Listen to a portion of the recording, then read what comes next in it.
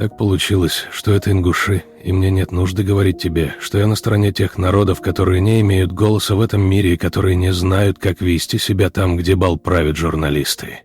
Право ингушей на выживание – это мое право. И твое право. И право всякого доброго и свободного человека не склоняться перед злобными силами дезинформации. Будь то коммуники, капиталистические свиньи или тошнотворная пропаганда тех, кто присваивает себе монополию на здравый смысл. Так получилось, что это ингуши, потому что мне нравится их любовь к свободе, потому что у них никогда не было ни феодализма, ни аристократии, ни крепостных, ни рабов, ни деления общества на высших и низших. Потому что они любят лес и карабкаются по горам. Потому что они поступают со своей жизнью так, как все мы остальные хотели бы поступить, вместо того, чтобы заниматься всемирной безопасностью или выслушивать трюизмы на лекциях Петтифера. Так получилось, что это ингуши. Потому что преступления, совершенные против ингушей и чеченцев, так очевидно чудовищны, что бесполезно искать большую несправедливость, совершенную против кого бы то ни было еще. Это было бы то же самое, что повернуться спиной к истекающему кровью на полу несчастному нищему. Так получилось, что это ингуши, потому что я их видел в их небольших селениях в долинах и в горах. И подобно Негли Фарсону я понял, что это своего рода рай, который нуждается в моей защите. В жизни, как мы оба знаем, может повести или не повести.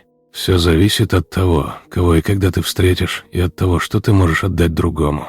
Но бывает момент, когда ты говоришь себе «к черту все».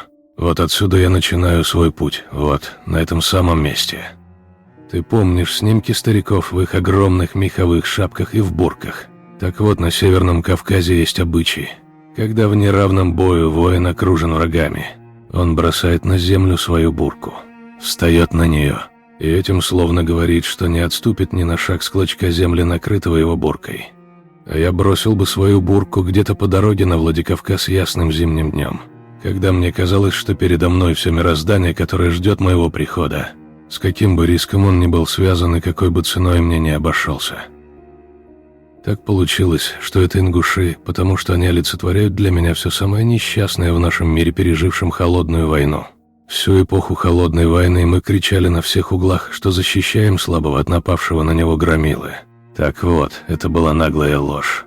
Снова и снова во время холодной войны и после нее Запад вступал в сделки с этим самым громилой ради того, что мы называли стабильностью, к ужасу и отчаянию тех, кого мы, по нашим словам, защищали. Перед этой проблемой мы сейчас и стоим. Ингуши отказываются прекратить свое существование ради какой-то рационализации. Они отказываются быть игнорируемыми, недооцененными или выброшенными за борт.